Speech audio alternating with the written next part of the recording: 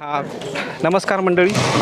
राज्य सरकारच्या निवडणूक आयोगामार्फत आज राज्यामध्ये सार्वत्रिक ग्रामपंचायत निवडणुका चालू आहेत.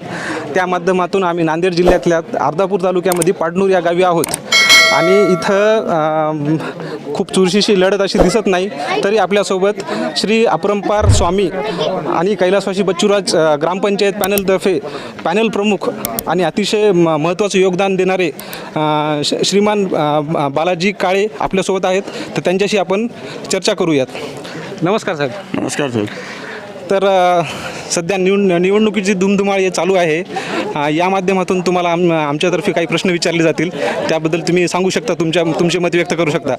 तर आता ही 2021ची निवडणूक चालू आहे. तर तुम्ही 2015च्या निवडणुकीमध्ये पण होतात. तर त्यावेळच्या निवडणुकीत आणि यावेळच्या निवडणुकीमध्ये तुम्हाला काय फरक दिसून येतो? यावेळेसच्या निवडणुकीत सर्वप्रथम जास्तीत जास्त पब्लिक आमच्याकडे आहे आणि आमचे कामाचे मुद्दे सगळे समोर घेऊन आम्ही लढत आहोत. विकासाचं चित्र आमच्या डोळ्यासमोर आहे. ते विकासाचं चित्र घेऊन लढत असल्यामुळं सगळी पब्लिक आमच्या पाठीशी आहे. 12ने पब्लिक आमच्या पाठीशी आहेत. विरोधाकडे फक्त 25% पब्लिक आहे. आणि आमचे मुद्दे समाज मंदिराला वालकुंपण, बिरसा मुंडा भवन त्याची एक मागणी आहे. स्मशानभूमी बौद्धवाड्याची सुशोभीकरण व त्याचं शेत असे अनेक प्रकारचे मुगे रस्ते शिशी रस्ते आहेत. तिथं भोईवाड्यात एक इथून मुंडकरी जगन्नाथ त्या बत्तलवाडाचा घरातला ते एक मेन आमचा रस्ता राहिल्याच्या या पुढच्या योजनेमध्ये आमच्या कुठं राहिलेले नाली बांधकाम हे जिथं गावाला काय काय सुविधा द्या जमतील हे आम्ही जास्तीत जास्त आमचं पॅलन बच्चूराज देशमुख आमचे पहिले समर्थक होते, आता ते आपल्यामध्ये नाहीत. कैलासवासी त्यांना गावाला कोण्या पद्धतीने घेऊन चाललेत काय नाही, त्याच्या पावलावर पाऊल टाकणारा आमचा अपरंपार महाराज ग्रामविकास पॅलन त्या पद्धतीनं काम करणार आहे. आणि गावाला कामाचा मूळ केंद्रबिंदू कोणता असेल तर गावाचा मतदार आहे मूळ केंद्रबिंदू. ओके, या धर्तीवर आम्ही निवडणूक लढीत आहे. ओके साहेब, अजून एक प्रश्न होता. या निवडणुकामध्ये तुम्ही युवा वर्गाला संधी दिलेली आहे, तर त्या माध्यमातून तुमची त्यामागची काय पूर्वकल्पना होती आणि काय प्लॅनिंग होती?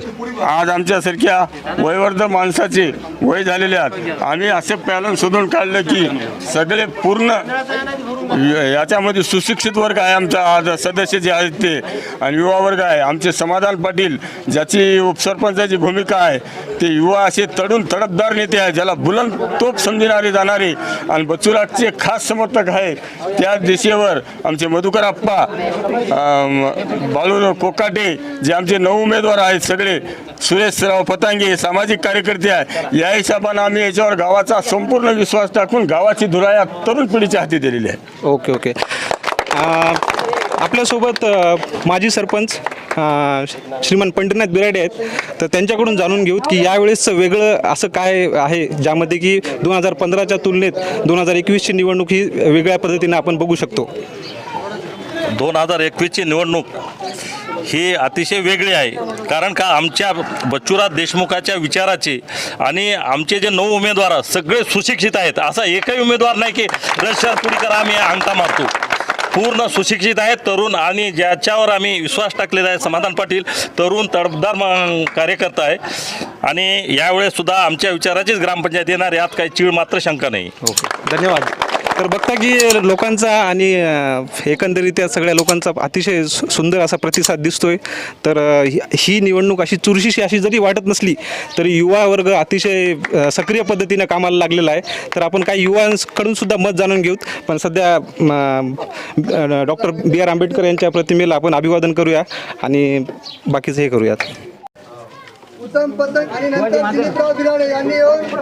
आपण वार्ड क्रमांक 2च्या भागामध्ये आलो. तर आपल्यासोबत काही युवा मतदार आहेत जे सक्रियरित्या काम करत आहेत निवडणूक यशस्वीरित्या पार पाडण्यासाठी. तर गावचे सक्रिय कार्यकर्ते आणि सरपंच यांचे खंदे समर्थक मान्य गजानन शिंदे आमच्यासोबत आहेत. तर त्यांच्याकडून जाणून घेऊत की युवा मतदाराचा जोश कसा आहे. एकदम उत्साहामध्ये काम करत हा आम्ही. आमचं विचार आहे की नवीन पिढीचे उमेदवार हे पदावर जावे. बरं, आणि यावेळेस कसं वाटते, म्हणजे पूर्वीच्या निवडणुकीच्या तुलनेत तुम्हाला काय वेगळेपणा दिसतोय? यावेळेस कसं आहे, नवीन पिढीचे जे उमेदवार आहेत ते काम करालेत, आम्ही बी काम कराले. आमचा विचार आहे यशस्वी व्हावं आम्ही. बरं, किती म्हणजे किती पर्सेंट वाटते की तुम्हाला तुमचा विजय पक्का आहे? 90%. 90%. बरं बरं.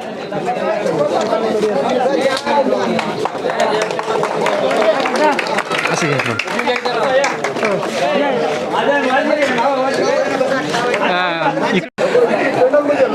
आपल्यासोबत श्री अपरंपार स्वामी ग्रामविकास पॅनलचे कार्यकारी प्रमुख म्हणजेच पॅनलचे प्रमुख व्यक्तिमत्वापैकी एक म्हणजे शिवाजी पाटील शिंदे आहेत. तर त्यांना आपण त्यांच्या वचननाम्याबद्दल प्रश्न विचारू. तर साहेब, आम्ही तुमचा वचननामा बघितला, त्याच्यामध्ये होतं की 100% हागणदारीमुक्त गाव करण्यात येईल. तर त्या माध्यमातून तुमचे काय प्रयत्न असतील? बरोबर आहे. 100% हागरमुक्त गाव हे तर करायचा प्रयत्नच आहे. जे वैयक्तिक शौचालय भेटलेले आहेत ते पण जे राहिलेले असतील त्याला पूर्ण करण्यात येतील आणि सार्वजनिक शौचालय जे गावाच्या पांदी आहेत त्या पांदीने सार्वजनिक शौचालय करण्यात येतील. आणि जे गटाराचं जे पाणी आहे किंवा कचरा आहे त्या कचऱ्याच्या माध्यमातून जे नाली केलेली आहे त्याच्यावर रोडवर जरी झोपलं तरी चिरटं चावणार नाहीत किंवा मच्छर होणार नाही. डेंग्यू ताप ह्या आरोग्याचे 100% येणारी युवा जे मंडळ आहे, येणारी आता ही सत्ता आहे ते युवा मंडळीच्या हातामध्ये आता आम्ही पार्टनरची देत आहोत. त्याच्याबद्दल आमचा 100% विश्वास आहे की येणाऱ्या ह्या उद्याच्या 15 तारखेला जे बच्चूराज स्वामी अपरंपार महाराज कैलासवासी बच्चूराज देशमुख बहुजन हिताय जे पॅनल आहे हे 100% विजयी होणार आहे. याच्याबद्दल तीळ मात्र बी शंका नाही. एवढं बोलून मी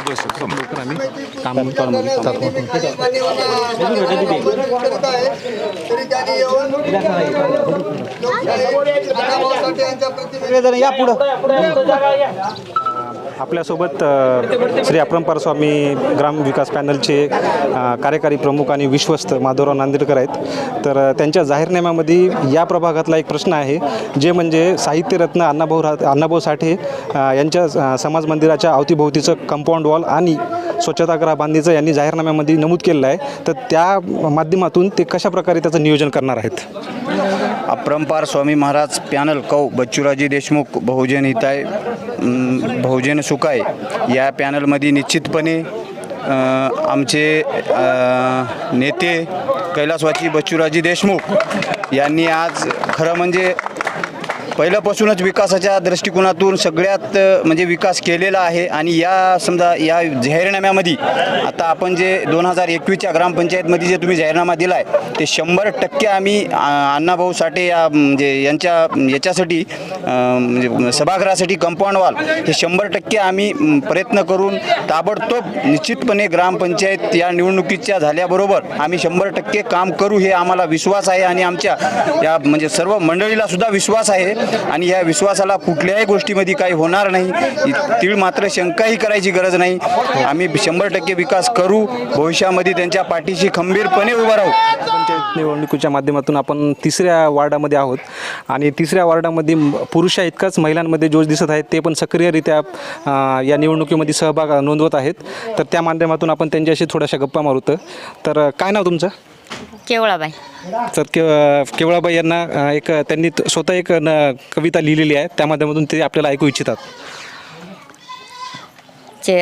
चेराच्या सर्व शक्तीनो ही आमुची प्रार्थना, करा म्हाला निर्भय निर्मळ उजळू द्या जीवना, करा म्हाला निर्भय निर्मळ उजळू द्या जीवना.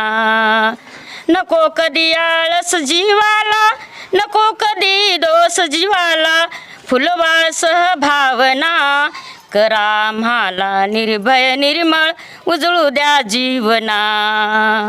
विद्येवर निष्ठा असू द्या, ज्ञानाची कास धरू द्या, सहज शिकवा संयम शिकवा, द्या म्हाला प्रेमना, करा म्हाला निर्भय निर्मळ उजळू द्या जीवना, करा म्हाला निर्भय निर्मळ उजळू द्या जीवना.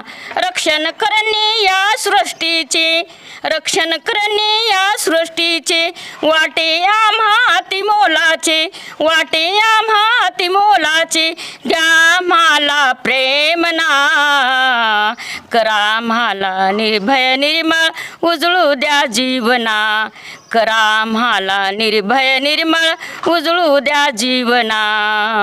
टाळ्या. खूप छान, धन्यवाद. हां, तर परत आपल्यासोबत ज्यांनी आत्ताच नुकतंच त्यांनी आपली कविता सादर केली त्या केवळाबाई आहेत. तर त्यांना आपण विचारून घेऊ की त्यांच्या भागातल्या काय समस्या आहेत आणि त्यांना अशी त्वरित ग्रामपंचायतकडून कुठल्या प्रकारची मदत हवी आहे. बच्चूराव देसाई आमचे पहिलं मायबापच होते. हां, ते आमचे मायबाप होते, ते आम्ही त्याचे लेकरच आहोत. पण त्याने आमचे पूर्ण कामं केली, चांगली कामं केली आणि आता तरी करणारच आहेत ते. आणि त्याचे आम्ही पाठीमागं समाधान पाटलाला पूर्ण सहकार्य सगळा महिला देणार आहे.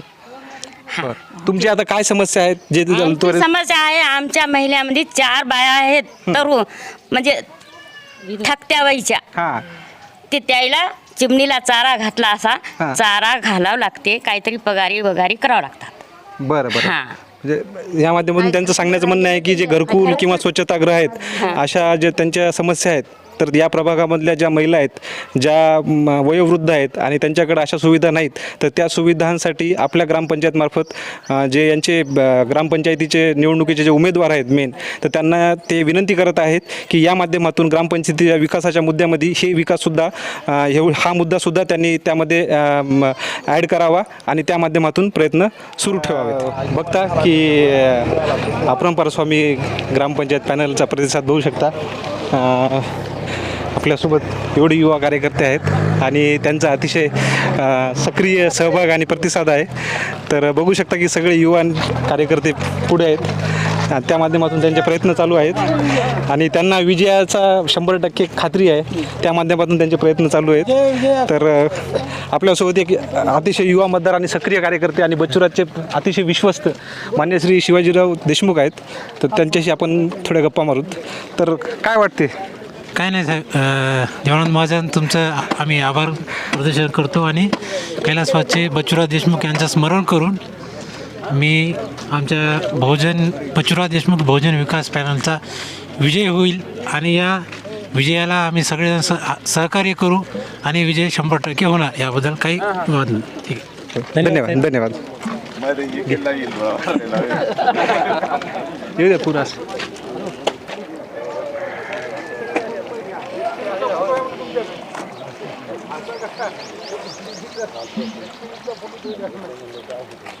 राम राम. देता मुलाखत?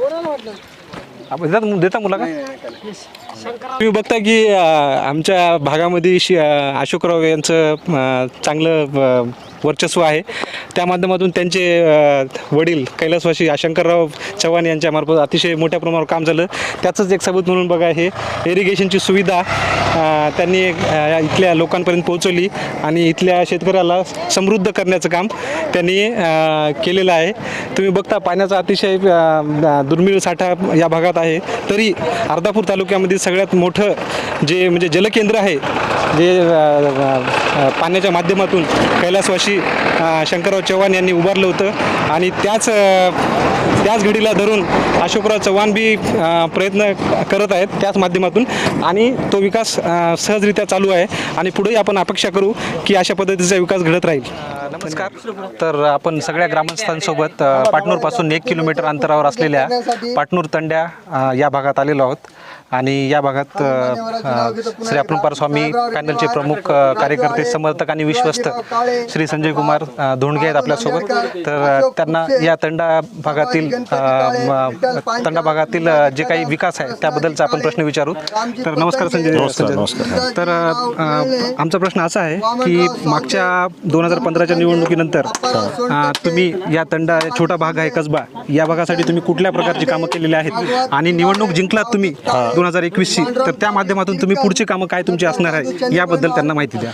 काय नाही, मागच्या 2015मध्ये कैलासवासी बच्चूराव देशमुख यांनी काही वचन दिले होते. तर तंड्याची लाईट व्यवस्था आणि पाणी पुरवठा या 2 गोष्टी पूर्ण झालेल्या आहेत. ओके. आणि येणाऱ्या 5 वर्षाच्या काळात 2021च्या निवडणुकीनंतर जे काळ राहील, समाधान पाटील आपले सर्व समर्थक हे सगळे पॅनल, ग्रामपंचायत विकास पॅनल हे सगळे मिळून तंड्याला पुन्हा येणारा सीसी रोड सीसी रोड हे मागच्या बच्चूराव देशाच्या वचनपूर्तीच्याच काळात त्याचं बजेट आलेलं आहे. ते सीसी रोड पुन्हा यांचे घरकुल राहिलेले आहेत, काही घरकुल पुन्हा हागणदारी मुक्त तंडा करण्यात येईल. याचं सेवालालचं जे मंदिर आहे याला कुठून निधी मिळेल, आपल्याला कुठून आणता येईल, कोण्या मंत्र्याकडून येईल, कोण्या बजेटमधून येईल ते आणून मंदिराचा विकास आणि हे तंड्याचा विकास करण्यात येईल येणाऱ्या 5 वर्षाच्या काळात. बरं बरं, धन्यवाद धन्यवाद धन्यवाद. या भागातले ते या भागातले रहिवासी आहेत, तर त्यांना आपण विचारत की या भागातल्या त्यांच्या समस्या काय आहेत आणि त्या समस्याच्या माध्यमातून आपण येणाऱ्या उमेदवाराला आपण त्यांच्या समस्या सुचवूया निवडणुकीच्या माध्यमातून. तर तुमच्या समस्या काय आहेत या भागातल्या? समस्या काय नाही, आम्हाला एक रोड आता रोड तर मंजूर झालेलाच आहे. मग आता हे मंदिराचं निधी भेटली तर प्रतिनिधी भेटली तर आम्हाला निधी देऊन आमचं मंदिराचं काम करावं एवढीच विनंती आहे. ओके. त्या माध्यमातून आपण गोविंद राठोड हे इथले विश्वस्त आहेत, त्यांच्या माध्यमातून आपण प्रश्न निवडणुकीचे प्रमुख उमेदवार जे आहेत यशवंत शिंदे यांच्या जी प्रमुख मुलाखत होणार आहे त्या माध्यमातून आपण विचारणार आहोत की तंड्याविषयीचे त्यांचे पुढचं नियोजन काय असणार आहेत. जसंच आपण ऐकलं की संजय कुमार धोंडगे यांनी सांगितलं की मागच्या काळामध्ये 2015च्या निवडणुकीच्या विजयानंतर जे काही त्यांनी आश्वासनं दिलेत त्या आश्वासनाच्या माध्यमातून त्यांनी पाण्याची व्यवस्था, लाईनीची व्यवस्था तुम्ही बघू शकता. हे 1 किलोमीटर दूर अंतरावर असून देखील या भागात त्यांचं दुर्लक्ष झालेलं नाही आणि या माध्यमातून त्यांनी लाईटीची व्यवस्था केलेली आहे, पाण्याची व्यवस्था केलेली आहेत आणि याच पुढंच ही विकास कायम ठेवण्यासाठी त्यांचे काही नियोजनपूर्वक जे मुद्दे आहेत त्या मुद्द्याच्या मार्फत गावाला जोडण्यासाठी तंड्याला जेवढ्या काही सुविधा आवश्यक आहेत त्या सुविधा पुरवण्याचा प्रयत्न या ग्रामपंचायती निवडणुकीच्या माध्यमातून ते करणार आहेत. आणि अशाच प्रकारचा विकास जिथं वस्ती नसताना त्या वस्तीचं निर्माण करणं आणि त्या वस्तीचा विकास करणं या माध्यमातून त्यांचा एक संकल्प आहे श्री यशवंत शिंदे यांचा. आणि संजय कुमार धोंडगे यांनी सांगितल्याप्रमाणे पाण्याची टाकी बघा तुम्ही, जी मागच्या काळात जे आपले विश्वस्त होते आणि जे सरपंच पदाचे उमेदवार होते त्यांनी हे कामं केली आहेत. लाईटीची सुविधा इथं वस्ती नसताना देखील त्यांनी बऱ्याच प्रमाणात विकास केलेला आहे आणि ही निवडणूक जिंकल्यानंतर सुद्धा त्यांच्याकडे बरेच असे विकास कामाचे मुद्दे आहेत ज्या माध्यमातून या तंड्याचा ते विकास करणार आहेत. धन्यवाद.